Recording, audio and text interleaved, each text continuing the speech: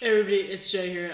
Today I am making a 4 months on tea video, and I'm also making just like a transition update video as well, because yesterday I went back to the endocrinologist, and so yeah, I have movement on my transition, and I also have obviously 4 months on tea. I have updates. So I'm 4 months and 2 days on tea. So 17th of October was my tea day, and it's the 19th of February now. It might not be the 19th of February when I put this up, but like, you know what I mean.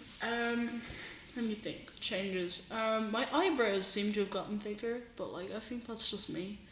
That might not be an actual thing. My voice has definitely gotten deeper. I feel like my hair has gone back a bit up there, but I don't know. Again, that might be just me, you know. Sometimes I think that I'm just imagining changes. I don't know. I definitely think that my shoulders have gotten broader than they were before, and like they look more masculine. And just in general, I feel like I look more masculine, like in ways that I can't really put my finger on. What else? Body hair, yeah, it continues to exist. I have like a lot more body hair than I did 4 months ago. That's for certain. I have a lot more of it. I also have I have body hair like. I've got like a trail down my stomach, which is quite light. You can't really see it on camera. Like, you can't see it, but there's hair there. The camera just doesn't pick it up. And then like just beneath my belly button, there's like a bunch of longer, darker hairs. And like just like my entire stomach is hairier than it was before. Up my arms, like my lower forearms, there's like more hair there than there was before. And I didn't have hair on my upper arm before, and now I do, but it's not very dark. It's the same on both arms. I also have like some chest hair. I'm just kind of like sticking my hand in my shirt. I have some chest hair, but like it's not significant, I wouldn't say, and that doesn't bother me very much because I feel like it's kind of weird for me, at least, having chest hair while I still have boobs. Don't really like it. My ankles are probably the hairiest part of my body, to be honest. There's a lot of like longer, darker hairs there. My legs have definitely gotten hairier, particularly like my shins. I haven't gotten hair. I didn't have hair on my thighs before I started on tea, and now I do, and I feel like that's getting hairier now. My face is getting hairier, but like you can't really see this on camera because I don't have a great camera, and I don't have like. Well, actually, this is quite a good camera for my laptop, but it just doesn't pick up stuff like this. But like, my face feels different than my mom's, which is like what I would use as a control in terms of like fuzzness. Like, it's definitely like rougher fuzz, especially like here, and like my hair like kind of comes around more than it used to. Like, it comes further around my neck than it did before. Other than that, my face, you can just see like my second chin, and my face is getting rougher and spottier. I'm really suffering with the spots at the moment. Like, all like my chin always, my jawline, and then like up around, it's like there's like a circle of spots around my face, which is awful. I'm pretty sure I've gotten an inch taller since I started tea, which is mad. I'm pretty certain of this though. I'm not 100% certain because even though I went to the endocrinologist yesterday, I didn't freaking ask the nurse if she could measure me and see if I'd gotten taller than the last time. Because like, you go in, they take your blood pressure and they weigh you and shit, but she didn't check my height this time. She checked my height the last time. I don't know. Other than that, I don't think I have much change to report. I can definitely say that my periods are stopping, but I was told that obviously. Okay, I have to leave this bit to the next part. So I went back to the endocrinologist. I went back to the endocrinologist yesterday. Yeah, with my mom. It was pretty cool. One of my friends was there, so it was less boring waiting for 3.5 hours. Well, in reality, we were waiting for like 3 hours, and then it was a half hour with the appointment.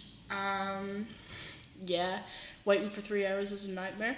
But yeah, it was better that like there was someone there that I knew, and his mom was there, so like we didn't have to Like, if I was waiting on my own with my mum for 3 hours, that'd be mad boring. But at least I had a friend there, so it wasn't the same level of boring. And like, it means that my mum had someone to talk to as well. So like, I didn't have to like worry about ignoring her from my phone or anything. But yeah, I have about a week left of the Testogel that I'm on because of the way that the dosages fell in terms of like the 1 month, the every 3 days, every 2 days, every day thing for the last 4 months. So I have about 3 weeks left of Testogel. I'll be on Testogel for 3 more weeks, roughly. What's gonna happen is that my doctor's on holidays. So, okay, shut the fuck up, Facebook. What's gonna happen is my doctor is on holidays, so when he comes back from holidays, in about 2 weeks' time, I am going to be swapping to Sustanon instead.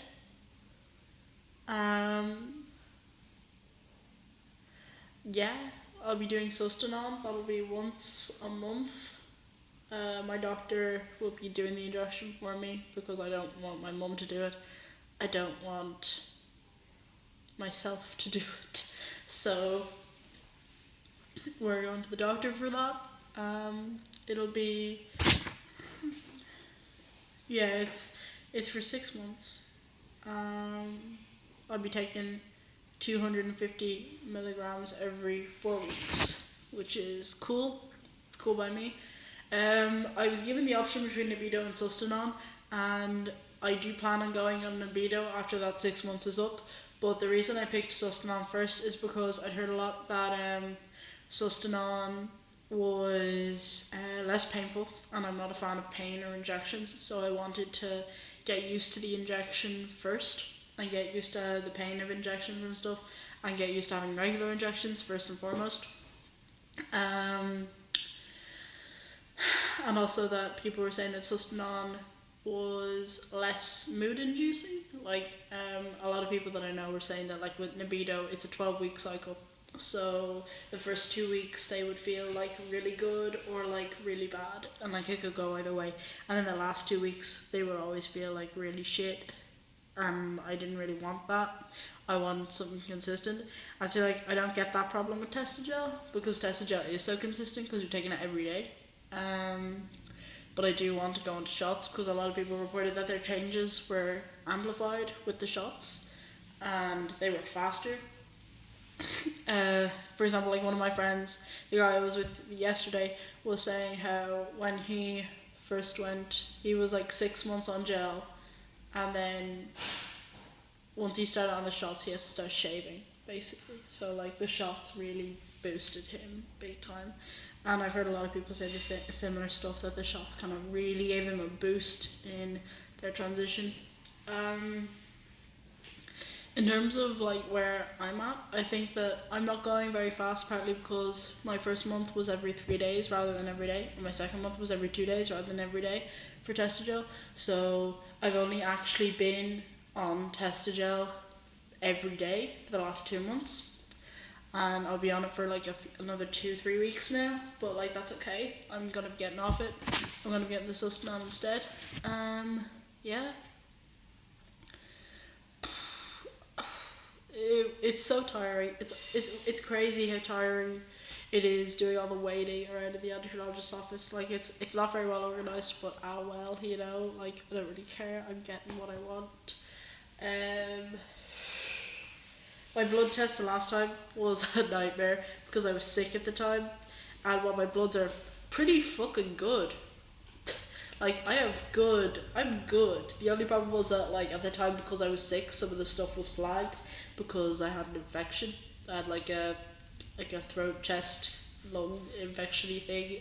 This area infection, and I had like gungy tonsils and stuff. So some of my results were thrown off, like white blood cells and platelets and shit like that were a bit thrown off. But aside from that, he said that like I'm pretty fucking healthy, basically.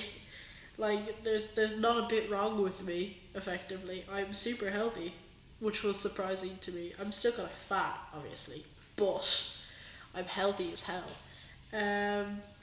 Yeah, the next time I have to go back and do. The last time the blood test, I got like liver function and stuff like that. I got full bloods, and I got some hormone stuff, which ones are it? Yeah, I got testosterone, FSH, LH, and estradiol. I don't know what the estradiol part is. And the testosterone levels are like...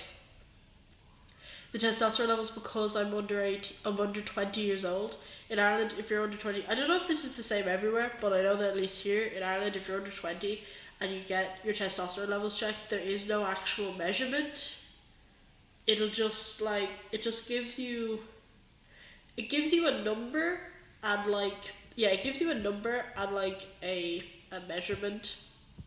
Like a system of measurement, like centimeters or millimeters, but it's like milligrams or something. But it doesn't give you the normal range. Everything else on the blood test has a normal range next to it, except the testosterone, because I'm too young to have like a normal range. But the doctor that I was with said that my range of testosterone was good. Obviously, it hasn't reached like cis-male levels yet, but it's getting there, which proves that it is working for me and that I'm not having any problems with that. I also have to get something extra tested next time if they want us to get tested, prolactin or some shit, which can cause like some issues with testosterone. It can just be produced erratically, but apparently like I'm pretty fucking grand at the moment. I'm doing good. Yeah, this is pretty sweet. I don't have any allergies. That's wonderful. Yeah, I'm just pretty pumped, to be honest, because I was kind of getting sick of the Testogel. The Testogel is like really...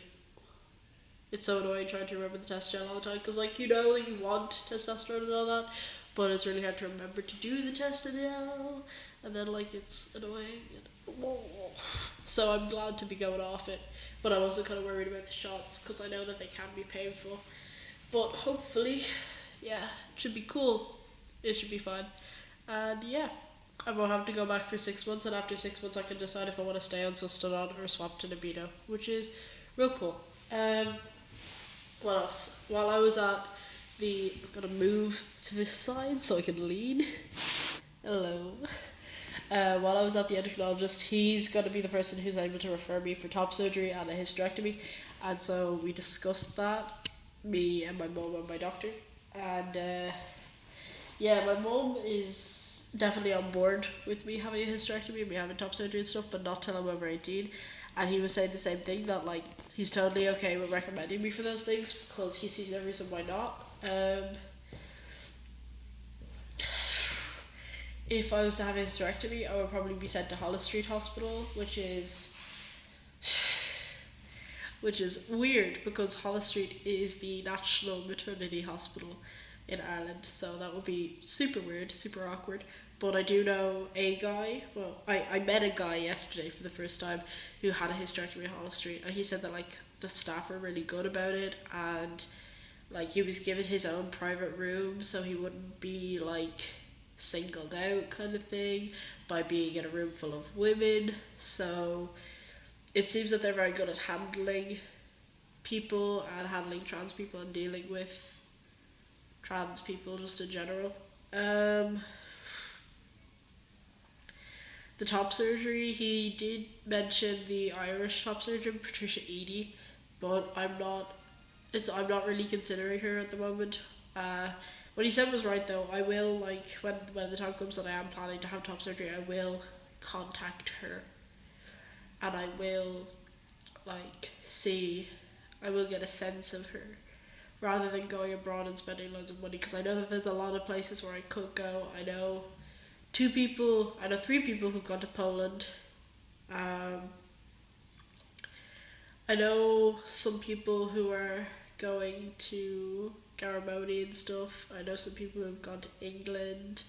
Like there's a lot of different places, because a lot of people do travel for top surgery from Ireland because they're not a fan of your one Edie, and so I have options and I have time to decide, because I'm not going to get top surgery till I'm over 18. But yeah, this is just my 4 months on T / transition update kind of thing. Sorry. But yeah, I would definitely say that within the last 2 months of being on T every day, rather than like every 3 days or every 2 days. I noticed more changes in that time than before, and I definitely think I've started to notice more changes now. Like my voice is definitely lower, and I know it's lower, and I feel less like, I feel more masculine even if I can't put my finger on it. But yeah, this is my transition update for the moment. Thank you for watching. If you like this video and you want to hear more transition updates from me, you should like down here. If you like my videos in general and you want to go check out more of them, you should go down here and subscribe and check out my channel. Thank you for watching, and bye.